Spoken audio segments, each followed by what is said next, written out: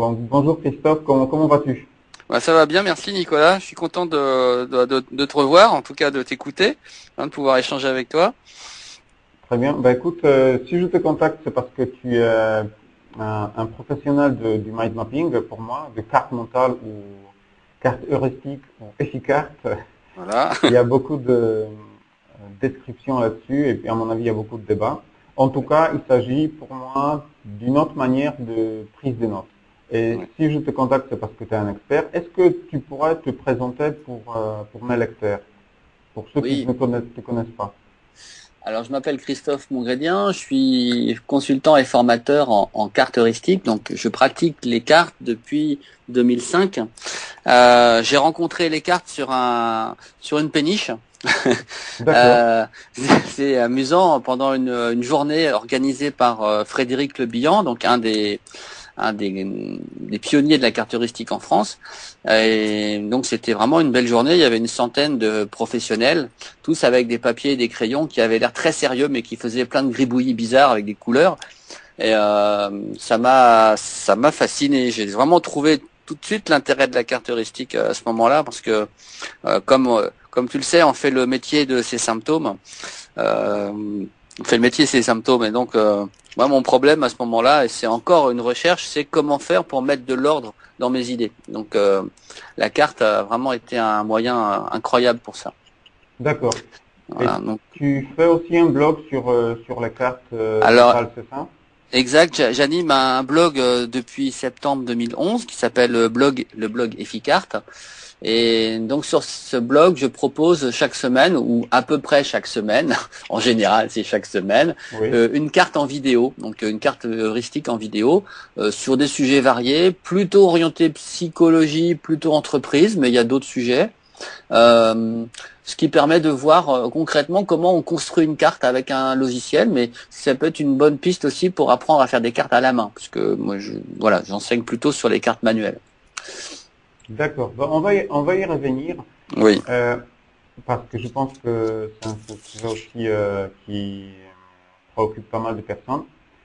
Est-ce que tu pourras me dire, bon déjà en te présentant, tu m'as dit comment tu as découvert les cartes mentales, les cartes heuristiques. Bon, en tout cas, je voudrais déjà te poser une question. Euh, combien de temps tu as mis pour commencer à travailler avec les cartes, pour mettre ça en œuvre?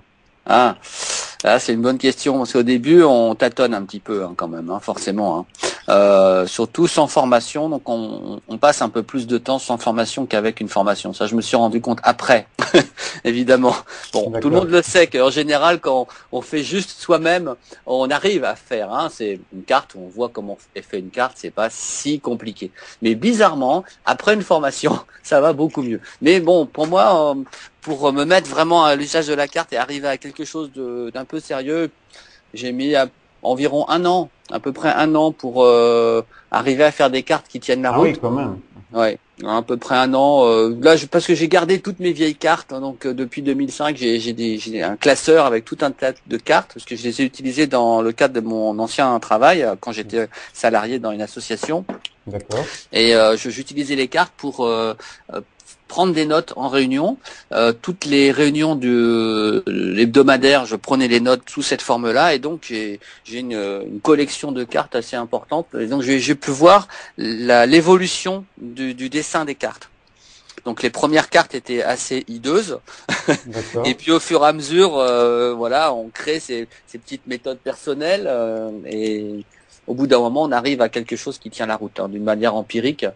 Euh, voilà. Alors il y a l'empirisme, il y a aussi les lectures évidemment. Donc il y a beaucoup de choses disponibles sous forme de bouquins. Et puis ensuite je me suis formé à l'EFH un petit peu plus tard, mais c'était une autre démarche. Mais D'accord. voilà. Donc c'est à peu près un an pour arriver à être bien à l'aise avec les cartes. Ok, je comprends. Donc, Voilà. c'est-à-dire que il faut pas se décourager, mais en Non. même temps, est-ce que entre-temps, tu prenais des notes aussi en forme linéaire ou déjà c'était tout le temps des cartes mentales? Ah, au début, comme en n'étant pas forcément à l'aise avec les cartes au démarrage, je prenais encore quelques notes en linéaire. En fait, la prise de notes, c'est ce qui est le plus difficile, notamment les prises de notes en conférence Oui, ou en réunion, ça va encore, parce qu'en réunion, on a un ordre du jour, donc les grandes lignes, les grandes branches. Ce sont les différentes choses qu'on va aborder pendant la réunion. Donc oui, on sait ça, où on va. Par contre, en conférence, c'est pas toujours évident. Donc ça, ce genre de prise de notes rapide en conférence, on le fait un peu plus tard. En tout cas, pour ma part, je les ai pas faites tout de suite. On attend d'être un petit peu à l'aise avec la prise de notes classique ou en tout cas ou la création de cartes sans avoir la pression de prendre des notes, puisque oui. les informations arrivent très vite, donc il faut les prendre à la vitesse de notre cerveau, mais quand même quoi. Donc c'est surtout la connexion entre la main, la tête, il va arriver à faire le tri, à se faire confiance suffisamment et à faire confiance suffisamment dans la technique pour prendre les notes tout de suite. Mais même aujourd'hui, parfois je prends des notes encore en linéaire, ça arrive. D'accord. Ben, il n'y a rien de mal à C'est pas prendre des grave. notes en linéaire, voilà. Mais je suis complètement d'accord avec toi que la prise de notes lors d'une conférence, c'est beaucoup plus difficile par rapport à faire une carte mentale à partir d'un bouquin ou pendant une réunion. Ça, c'est tout à Mm, fait vrai aussi pour moi, mm. ce qui est un peu normal. Mais en Oui. même temps, je voudrais te poser la question, qu'est-ce qu'est-ce qui a changé en fait? Qu'est-ce que cette façon de travailler, de prise de notes, qu'est-ce que ça a changé dans ta vie professionnelle ou dans ta vie quotidienne? Bah, dans ma vie professionnelle, ça m'a permis de me libérer l'esprit pendant les réunions. Ça paraît un peu étrange comme ça, en dessinant Oui, et en faisant le tri de l'information au moment où on la saisit, où l'écrit, on la met sur une carte. En fait, ça nous libère du temps de cerveau, un petit peu le temps de cerveau disponible. En fait, on le libère pour oui, être présent dans la réunion. Donc c'est une prise de notes qui est beaucoup plus détendue que de la prise de notes en linéaire. En linéaire, on va essayer de capter toute l'information, le maximum d'informations, et on est presque sûr d'oublier quelque chose. Avec les cartes heuristiques, on va prendre des notes en triant. Avant de noter, on trie l'information. oui. Donc on va prendre uniquement des mots clés. On va pas tout prendre. Euh, et on réfléchit pendant qu'on prend les notes. Alors que souvent, quand on prend des notes, on n'a pas forcément le temps de réfléchir. Là, on se C'est donne le vrai. temps de réfléchir, on se donne le temps d'être présent, on se donne le temps d'écouter et vraiment de digérer l'information en direct. Je ne sais pas s'il y a beaucoup de personnes qui relisent leurs notes après avoir pris des notes en conférence.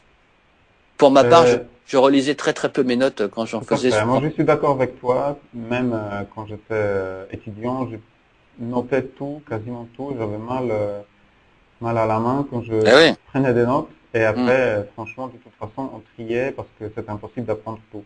Donc, mm. pour ma part, dès que j'ai découvert les cartes mentales et j'ai commencé à les mettre en pratique, je trouvais aussi un tel changement. Tout à fait.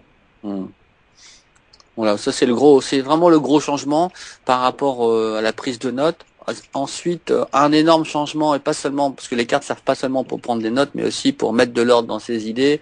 Ça a vraiment été un moyen d'aller à l'essentiel, de mettre de l'ordre dans le chaos. Hein, c'est mon expression favorite. Merde, Oui, de mettre de l'ordre dans le chaos, c'est-à-dire qu'on a un nuage d'idées, un nuage de concepts, un nuage de choses à faire, par exemple, ou de choses à retenir, ben, au lieu de mettre ça sous forme linéaire et de pas trop s'en sortir, on n'hésite pas, on renverse toutes les idées sur une carte. On peut très bien même faire une carte brouillon, hein, une carte un petit peu pour faire un essai au début, commencer à classer les choses comme on oui. le sent, et puis au fur et à mesure, on peut imaginer de faire une deuxième version. Si on le fait à la main, bon, ce sera plusieurs feuilles, mais si on le fait avec un logiciel, c'est vrai qu'on peut déplacer les branches plus facilement. Mais quelle que soit la méthode, c'est vraiment un moyen d'apaiser un petit peu son esprit bouillonnant. Voilà aussi. Donc voilà, on revient à une question assez importante parce il y a un courant, il y a certaines personnes qui disent que c'est beaucoup mieux de prendre des notes sur papier, de faire une carte mentale sur papier, mais il y a plein de logiciels qui se sont développés avec le temps. Et quel est ton avis qu'est-ce que tu pourrais conseiller à des personnes qui veulent se lancer dans le mind mapping, dans les cartes mentales? Mhm.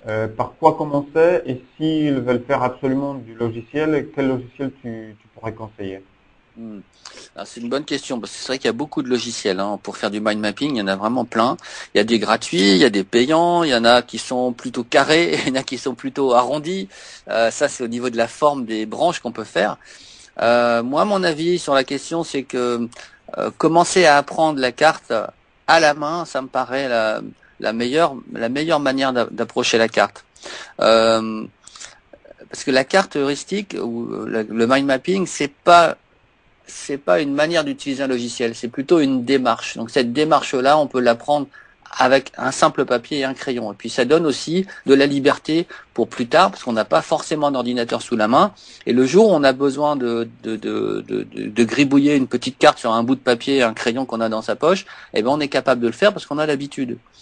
Après, le logiciel, donc bon, franchement, je préfère les cartes manuelles, c'est vrai. Et D'accord. Ben on peut choisir, moi aussi on peut d'ailleurs. choisir des crayons, on peut choisir les matières qu'on utilise. Bon, c'est vraiment très agréable. Il y a un aspect mémoire kinesthésique aussi, donc on va Mhm. déplacer la main en écrivant, on va mémoriser les choses aussi en dessinant. Donc ça, c'est quelque chose qu'on ne retrouve pas avec une souris. Bon, par contre, le logiciel a quand même son intérêt, malgré tout, parce qu'il permet de sortir des cartes très lisibles. On n'écrit pas toujours très très lisiblement, donc et si on doit partager les informations avec d'autres, dans certains cas, c'est vrai qu'un logiciel c'est très pratique. Et dans ce cas-là, moi j'aurais tendance à privilégier des logiciels simples avec une présentation très organique qui permet de faire des cartes qui ressemblent aux cartes manuelles. Et donc il y en a un D'accord. que j'aime beaucoup et que j'utilise qui s'appelle iMindMap, qui est édité par Tony Buzan, l'équipe de Tony Buzan, donc le fondateur du mind mapping. D'accord. Et ce logiciel est vraiment bien fait. Il y a plusieurs versions. Il y a une version gratuite, il y a 2 versions payantes qui sont raisonnables quand même en termes de tarifs. Enfin, en tout cas, bien bien moins cher que ce qu'on peut trouver pour certains logiciels comme My Manager, qui est le standard des logiciels professionnels, en tout cas utilisés dans le monde professionnel. My Manager, c'est un très bon logiciel, c'est vrai. Pour moi, il a 2 inconvénients majeurs. Le premier, c'est qu'il est compliqué, donc il y a beaucoup de possibilités. On peut faire vraiment beaucoup de choses. On peut s'interfacer avec Office, on peut faire plein plein de trucs très intéressants, très Oui. techniques. Mais c'est pour moi, je trouve que c'est trop compliqué. Donc on ralentit un petit peu l'esprit avec ce genre de logiciel, je trouve, par rapport Oui. à transposer les idées qu'on a en tête et les mettre sur un logiciel. Si en plus le logiciel est lourd, ça n'aide pas. Il a l'autre inconvénient, c'est euh, le tarif. Il est vraiment assez cher. Il est vraiment cher. D'accord. Donc, mais sinon il est bien. C'est-à-dire qu'il a un avantage quand même, c'est qu'il présente bien, c'est-à-dire qu'il fait sérieux. Ben, voilà, donc il fait sérieux, c'est-à-dire qu'il est un peu carré. Pour certains professionnels, quand c'est trop arrondi, trop coloré, ça fait pas sérieux. Moi, je suis pas d'accord forcément avec avec ça, mais il y en a qui préfèrent des cartes heuristiques qui sont très carrées avec des lignes bien droites. Ça peut paraître plus professionnel. C'est pas forcément mon avis, mais bon, voilà. Bon, ça c'était la petite histoire sur Mind Manager. Vraiment celui que je préfère et que je conseille, c'est iMindMap, voilà, qui D'accord. marche sur Mac, sur PC. Bon, voilà, gratuit aussi. Parfait. En plus, c'est fait par Tony Bouzon, donc, qui est l'expert dans le domaine. Voilà, donc c'est quand même c'est aussi une référence de ce côté-là. Mais il est bien fait. En plus du fait que ça soit fait par Tony Buzan, en plus de ça, il est assez sympa à utiliser. Voilà. Puis il y a aussi des logiciels sur iPhone ou iPad qui sont pas mal aussi. Il y en a plusieurs. Mais bon, pour moi, rien ne vaut un bon carnet en papier avec un crayon. Mais bon, voilà, suivant les usages, donc ça dépend des cas. Oui, Quand on est tout en à fait. Donc on voit bien, c'est assez individuel et tout le monde, en fait, doit tester une possibilité, une autre et puis choisir sa propre méthode, je pense. Voilà. Et on peut utiliser les deux. Vraiment, moi, je fais beaucoup de cartes manuelles, mais je fais aussi pas mal de cartes en logiciel. D'ailleurs, toutes les semaines sur le blog, c'est une carte faite avec un logiciel. C'est pas une carte manuelle. Donc Oui, on le voit bien. Oui. voilà. Alors, qu'est-ce que tu pourrais dire aujourd'hui pour des personnes qui hésitent encore à se lancer dans le mind mapping? Quels conseils tu pourrais donner pour qu'ils puissent démarrer dès tout de suite? Alors, pour démarrer tout de suite, euh, c'est vrai que la carte, parfois, ça peut un petit peu faire peur parce qu'on se dit, ah, je sais pas dessiner, c'est bizarre, il y a des couleurs, c'est compliqué. On peut très bien prendre une simple feuille, un simple crayon et commencer à dessiner. On n'est pas obligé de faire une œuvre d'art. Donc là, moi, je crois que mon premier conseil, c'est de ne pas avoir peur de faire des cartes entre guillemets moches. C'est pas important. Ce qui est important, c'est de commencer à les faire. Ensuite, on affine. Ensuite, on trouve son style parce qu'on a aussi chacun son style quand on fait des cartes. Oui. Et ça nécessite aucun investissement. Bon, ça, on peut très bien commencer à faire des cartes de cette manière-là, à la main, tout simplement. On peut aussi copier, voir ce qui se fait ailleurs, et puis essayer de faire un peu pareil. Donc, trouver un petit peu des exemples autour de soi. Il y en a beaucoup. Un autre conseil aussi, si c'est possible, évidemment, on peut acheter des bouquins. Il y a des bons bouquins sur le sujet, mais le conseil suivant, c'est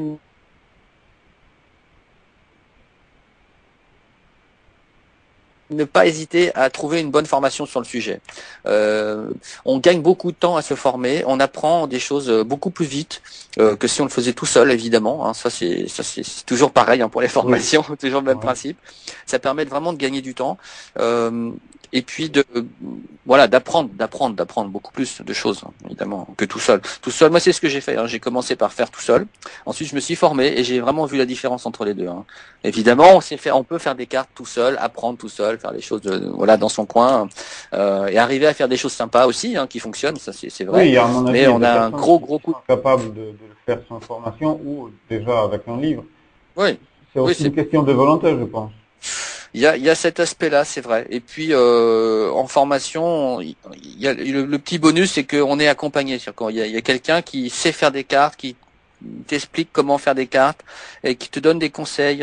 Ça c'est plutôt sympa, parce que même si la carte paraît simple à faire, il y a des astuces quand même. Il y a des astuces pour faire des cartes qui sont encore plus efficaces que celles qu'on fait comme ça, sans formation. Oui, oui. Voilà. C'est certain. Et puis, je suis d'accord avec toi que être accompagné, c'est toujours une des choses qui, ça peut vraiment aider, tout à fait. Oui, ça aide beaucoup. Voilà, c'est ce que j'avais à dire sur le sujet, sur commencer à faire des cartes. Le plus important aussi, une des choses importantes, c'est d'en faire régulièrement. Alors, évidemment, c'est toujours le même conseil par rapport aux choses quand on apprend quelque chose. L'idéal, c'est d'en faire régulièrement, quelle que soit la chose qu'on apprend. Mais c'est vrai que pour les cartes, on peut avoir un petit frein, par exemple, quand en prise de notes, en réunion avec des collègues ou, par exemple, on peut avoir un petit frein à prendre des notes de cette manière-là, parce que c'est un petit peu différent. Donc, mon conseil sur ça, c'est de ne pas expliquer ne pas expliquer aux collègues ce que c'est. C'est pas la peine.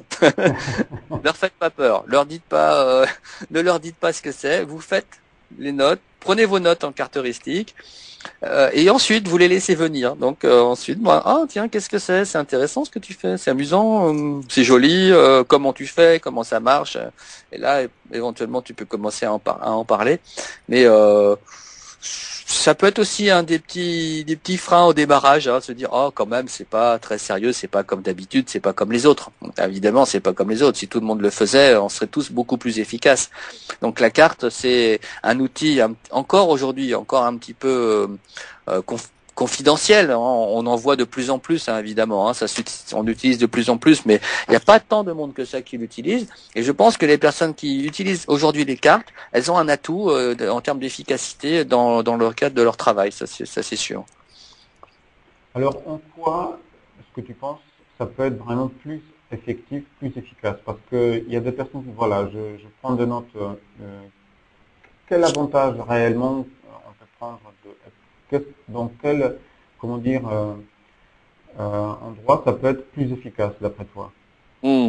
Alors, il y avait ça dépend du contexte. Par exemple, quand tu es en conférence, tu prends des notes en conférence, la première chose donc qu'on a déjà vue, c'est le fait qu'on est plus disponible. Donc on va être plus disponible pendant la conférence, on va mieux écouter, on est obligé en fait d'écouter, on peut pas s'endormir pendant la conférence, sinon on risque de louper le mot-clé important, l'idée importante. Pas tout à fait dans le même sens que la prise de notes linéaire où il faut vraiment pas louper une seule virgule, mais là on essaye de pas louper l'idée. C'est ça le plus important. Donc on va essayer de capter la bonne idée et une fois qu'on a capté l'idée centrale, on développe les idées secondaires mais d'une manière beaucoup plus détendue. Donc ça c'est cet aspect-là qui est important pour la prise de notes. Un autre aspect essentiel, c'est le fait d'avoir sur un seul document, sur une seule feuille, d'avoir tous les éléments. Donc on va avoir une vue globale d'une situation, que ce soit pour mémoriser quelque chose, on va avoir l'ensemble des choses sur un même document, et ça nous permettra en plus de créer des connexions entre les différents éléments qui sont sur la feuille. Ce qu'on peut pas faire quand on fait de la prise de notes en linéaire, les connexions, on les fait pas, on peut pas les faire. Souvent, on prend plusieurs feuilles, donc on va tourner la feuille, on va voir une autre feuille. On peut pas avoir une vision générale des informations. Avec une carte, on a toutes les informations sous la main. Ça permet aussi de repérer les redondances. Si on a écrit par exemple 2 fois, je sais pas, canard sur la carte, 2 ou 3 fois ou 4 fois on a le mot canard, on se dit tiens c'est intéressant, ça permet de repérer. On se dit tiens c'est bizarre, peut-être ça pourrait être une branche principale de ma carte.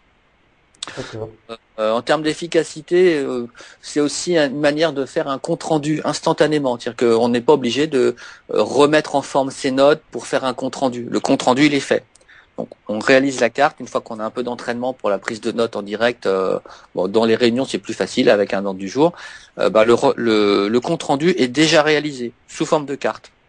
Et puis, si on veut utiliser un logiciel après derrière, pourquoi pas. Ça, c'est toujours possible. Hein. Mais on gagne beaucoup de temps. Là où on fait une grosse différence avec d'autres types de saisie d'informations, c'est sur la vue générale et les connexions entre les idées. Ça, c'est vraiment typique au niveau de l'utilisation des cartes. On peut pas faire ça autrement. Voilà, je pense que c'est un des aspects importants. Ça permet aussi de faire jaillir des idées qu'on n'aurait pas vues autrement. Donc, par exemple, commence à dessiner une carte et naturellement une idée en amène une autre, un peu comme dans une conversation à bâton rompu en famille par exemple. On était en train de parler de je sais pas d'éléphants et puis à la fin on se retrouve à parler d'hélicoptère par exemple. Et donc entre l'éléphant et l'hélicoptère il s'est passé des choses, il y a eu un cheminement d'idées, une idée qui a amené une autre idée puis encore une autre idée. Et finalement, on est arrivé à toute autre chose. Donc, ça permet de libérer aussi la créativité. Donc, ça permet de faire apparaître des solutions auxquelles on n'aurait pas pensé autrement. Parce que ça libère notre cerveau droit, donc le cerveau de la créativité et des associations d'idées. Donc, ça marche beaucoup par association d'idées. Et donc, en utilisant ce cerveau-là, ça permet de faire apparaître des nouvelles idées, des nouvelles solutions. Alors, voilà. Ce qu'on n'aurait pas fait avec juste notre cerveau gauche, le cerveau rationnel, le cerveau logique, donc qui est très utile aussi pour les cartes. Mais la carte permet d'associer les deux, ces deux cerveaux, cerveau droit. Donc voilà comment on peut dire que les cartes permettent de donner un peu un avantage concurrentiel sur d'autres méthodes de saisie d'informations. J'ai aussi une astuce pour les personnes qui par exemple veulent écrire un mémoire ou qui veulent écrire un livre. Oui. Ce sont des personnes, j'ai rencontré des personnes moi-même, j'ai même testé cette méthode pour préparer une formation. C'est-à-dire quelqu'un qui veut faire un livre, écrire un livre ou un mémoire, il fait une carte mentale des idées qu'il veut mettre dans le livre et il peut le faire. Moi, je connais un logiciel qui s'appelle Mindomo, c'est avec celui-là que je travaille plus souvent. Oui. Et ce logiciel, il a un bouton qui permet de faire un export dans les fichiers Word. Donc, à partir d'une carte mentale, ensuite, il fait on clique pour exporter dans le format Word et ensuite il nous fait le sommaire en quelque sorte du livre qu'on veut faire. Déjà à partir de la carte mentale.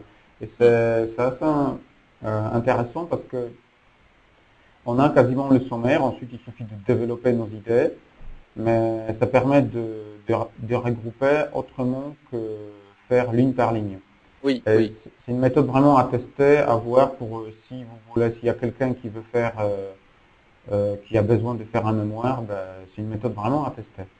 Oui, tout à fait, c'est vrai. Je suis tout à fait d'accord avec ça. C'est vraiment un moyen privilégié quand on veut rédiger quelque chose, hein. Que ce soit un livre, un mémoire, une formation, évidemment une formation, parce que je fais de la formation également, et c'est vrai que les cartes, c'est un outil précieux, hein.